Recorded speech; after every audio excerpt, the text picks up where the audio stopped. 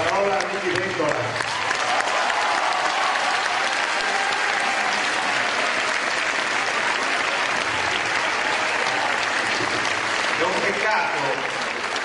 È un vero peccato per me non ascoltare neanche per voi gli altri interventi previsti. La colpa è del traffico, della bufera di neve che ho trovato raggiungendo Venezia da Bologna.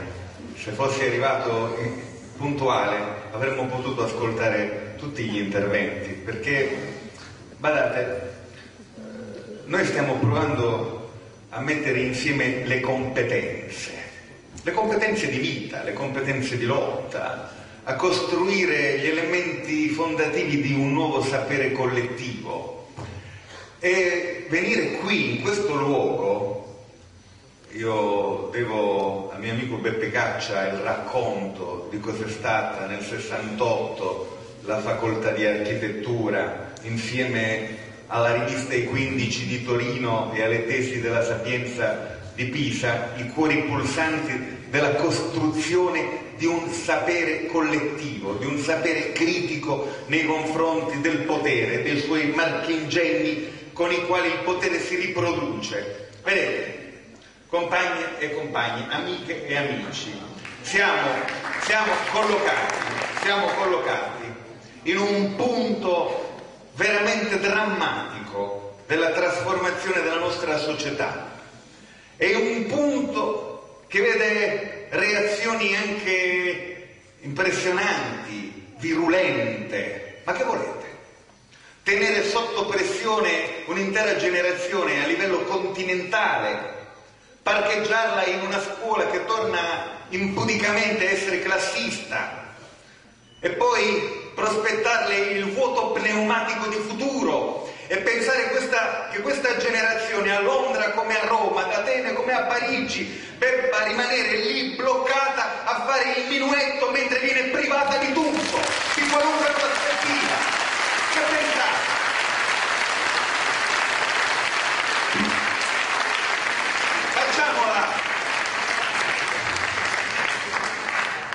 Facciamola la pedagogia contro la violenza. Bisogna che le cattedre siano credibili. Se la pedagogia, il discorso critico nei confronti della violenza viene da una classe politica che abbiamo visto discutere con finezza e civiltà nel corso dell'ultimo dibattito parlamentare, devo dire che non è molto credibile quella cattedra, o no?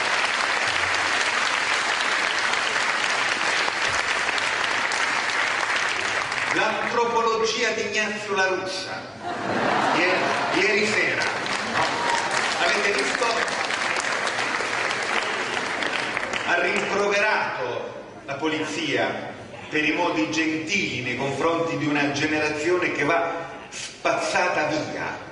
Ha usato espressioni di una volgarità, di una violenza senza limiti, ma insomma, certo che la violenza, ha ragione Roberto Saviano, certo che la violenza è una trappola, certo che la violenza è dal mio punto di vista è un impedimento a che il movimento e la lotta diventino sempre più ficcanti e colgano l'obiettivo, per una ragione.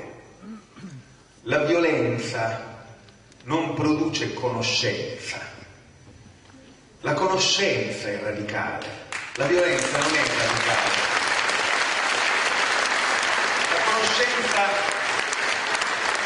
La conoscenza, per esempio, di quanto sia organico il disegno di controriforma degli apparati formativi rispetto all'idea generale dell'organizzazione del mercato del lavoro. Lì c'è una violenza ontologica, una violenza istituzionale. Se tu vuoi disegnare col righello e col compasso la società della precarietà, hai bisogno che gli apparati formativi educhino, addestrino alla precarietà. A questo serve l'attacco alla pubblica istruzione, a trasformare la scuola e l'università, a trasformarli in un luogo di incubazione della cultura della precarietà, della cultura della sopravvivenza, della cultura dei saltimbanchi. Vedete, io avrei una tentazione di non parlare di politica stasera, per ciò che si intende per politica, perché trovo davvero miserabile il livello della discussione pubblica in questo paese. Non so come... Diciamola così, poche battute che mi devo consentire su questo argomento. Diciamo che siamo naturalmente alla fine di un ciclo, che è un ciclo che ha visto una trasformazione radicale del paese, della sua fisionomia sociale e della sua fisionomia culturale. Il berlusconismo ha cambiato i connotati dell'Italia, tanto che molti di noi non si riconoscono più in questo paese, pensano di aver avuto un incubo e di essersi svegliati male e vorrebbero riaddormentarsi per vedere che invece possono tornare a una condizione. Il berlusconismo ha cambiato tutto e però a un certo punto è entrato in crisi. La sua forma politica, la sua proiezione politica non ha retto l'idea di costruire un partito neoreazionario, unitario, plurale, perché questo è entrato in cortocircuito con la crisi economico-finanziaria. Perché è entrato in cortocircuito? Perché il partito berlusconiano cammina su due gambe: il liberismo e il populismo.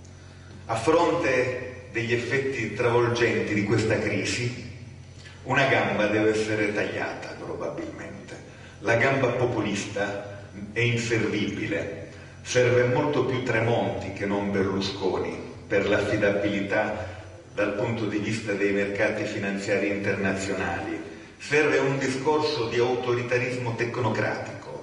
È meglio, diciamo, dei leader che galleggiano nella scena pubblica, c'è un altro leader che è un meta leader, che è Marchionne, che incarna come nessun altro l'idea che la crisi può diventare addirittura l'occasione per chiudere definitivamente i conti con le istanze di libertà che hanno attraversato per 100 anni il mondo del lavoro. Questo è il punto.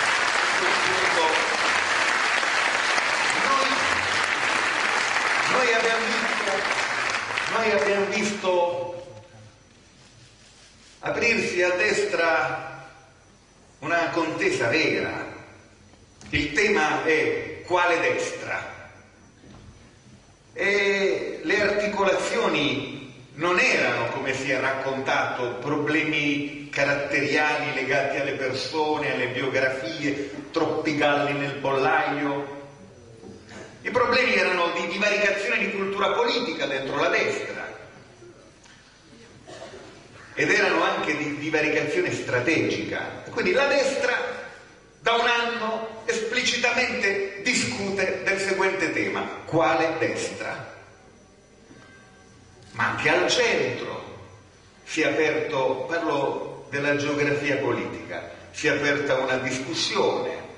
Vedete, Rutelli ha trasferito il proprio moderatismo al centro, abbandonando il PD, e anche Gianfranco Fini attualmente è collocato in un'area di interlocuzione e di intessitura di una nuova soggettività politica al centro. Quindi il centro discute di quale centro? Di che cosa discute la sinistra? Della stessa cosa di prima. La sinistra discute del seguente tema: quale destra e quale centro?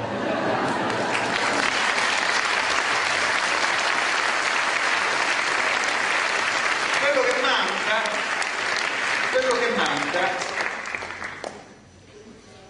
è, come posso dire, la propensione propensione della sinistra a rappresentarsi sulla scena pubblica, diciamo, senza chiedere scusa, entrando non dalla porta di servizio e proponendosi non come una disgrazia della storia, ma come una necessità per salvare questo paese. Questo è la sinistra, un discorso sull'Italia.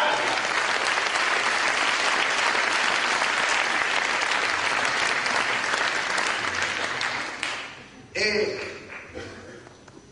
lo dico con affetto, il gruppo dirigente del PD, come il personaggio del capolavoro di Samuel Beckett, aspettando Godot,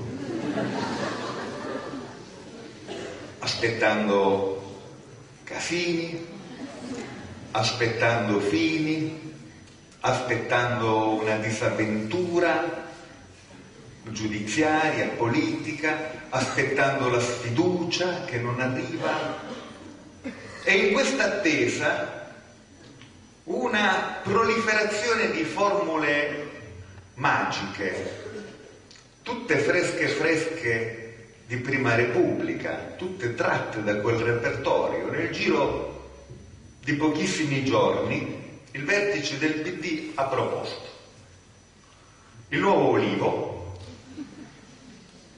il governo di responsabilità nazionale e oggi sostanzialmente la transizione verso il terzo polo. Non mi pare che ci sia una proposta di nuovo centro-sinistra, c'è una proposta di nuovo centro-centro, anzi, siccome, come tutti sanno, nel centro i leader più autorevoli immaginano di essere protagonisti della rifondazione del centrodestra, io spero che il bipolarismo all'italiana non finisca per essere una contesa tra due centrodestra o tra due destre, e spero che la mission della sinistra in questo inizio di nuovo millennio non sia l'eutanasia.